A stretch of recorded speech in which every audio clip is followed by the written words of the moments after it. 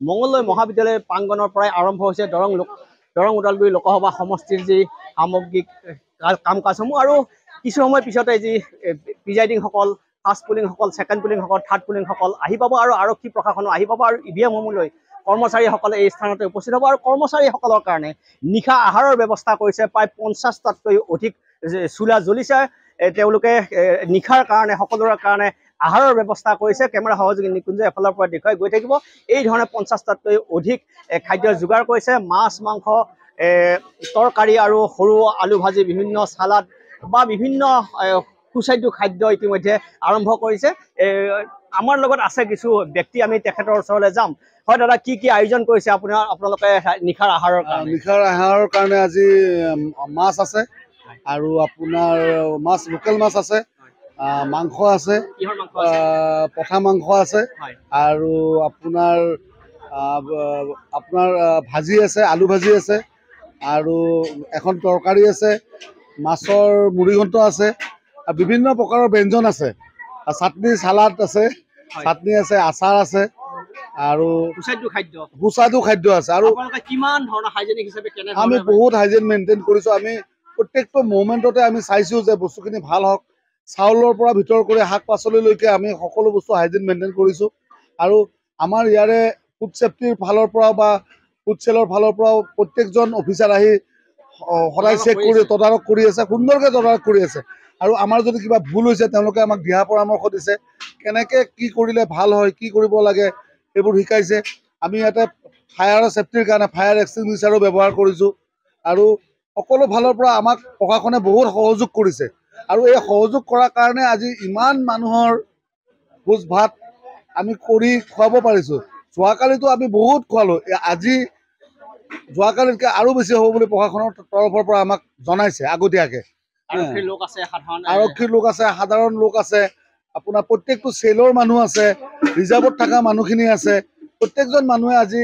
এই সুস্বাদু আহাৰ গ্ৰহণ কৰিব আৰু গ্ৰহণ কৰি ভালে ভালে আহি ঘৰলৈ যাব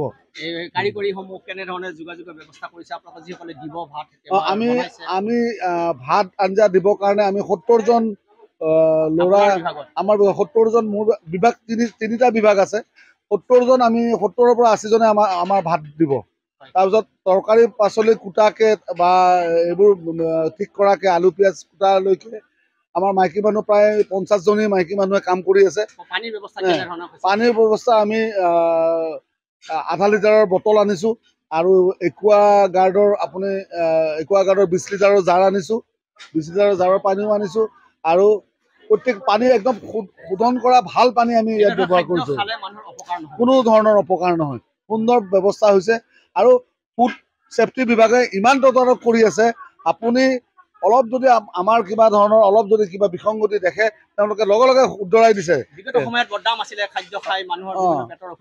কিন্তু তেওঁলোক খুব ভাল ডিপাৰ্টমেণ্ট তেওঁলোকৰ অফিচাৰ কেইজন খুব ভালকৈ আহি তদাৰক কৰি চাই দি আছে এইবাৰ কোনো ধৰণৰ তেনেকুৱা বিসংগতি আমাৰ ফালৰ পৰা আমাৰ যিটো চেল আমি এইটো কৰিব পৰা নাই আমি সুন্দৰভাৱে এইটো কৰিছোঁ তেওঁলোকৰ পৰিচালনাত আমি আগুৱাই গৈ আছোঁ 4টা স্থানত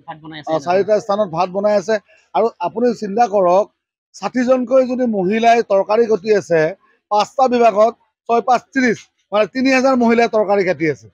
কিমান এটা উৎসৱমুখৰ পৰিৱেশ তাৰমানে ভাল লগা পৰিৱেশ এই ধৰণে যে খাদ্যৰ যে সাজু কৰিছে বা খাদ্য বনোৱাত যিসকলে সহায় কৰিছে তেওঁলোকে সুন্দৰভাৱে হাইজেনিকভাৱে তেওঁলোকে খাদ্যৰ যি প্ৰস্তুত কৰিছে নিশাৰ আহাৰ গ্ৰহণ কৰিব যিসকলে আজিৰ দিনত ভোট গ্ৰহণত কৰ্মচাৰীসকল ব্যস্ত থাকিল বা আৰক্ষী প্ৰশাসন বা বিভিন্ন ৰিজাৰ্ভত থকা ব্যক্তিসকলে সকলোৱে বা দৰং জিলা প্ৰশাসন সকলোৱে নিশাৰ আহাৰ গ্ৰহণ কৰিব এই ধৰণে একোটা ডাইনিং হল প্ৰস্তুত কৰিছে আৰু আজি মাছে মঙহে বা তৰকাৰী দালি সকলো বা সুস্বাদু খাদ্য সকলোৱে গ্ৰহণ কৰিব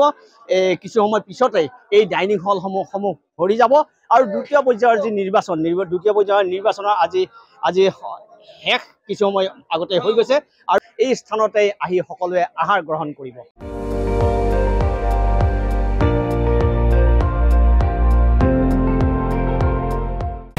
আপুনি চাই আছে ND24 সৰ্বশ্ৰেষ্ঠ নহয় সৰ্বোত্তমৰ দৌৰ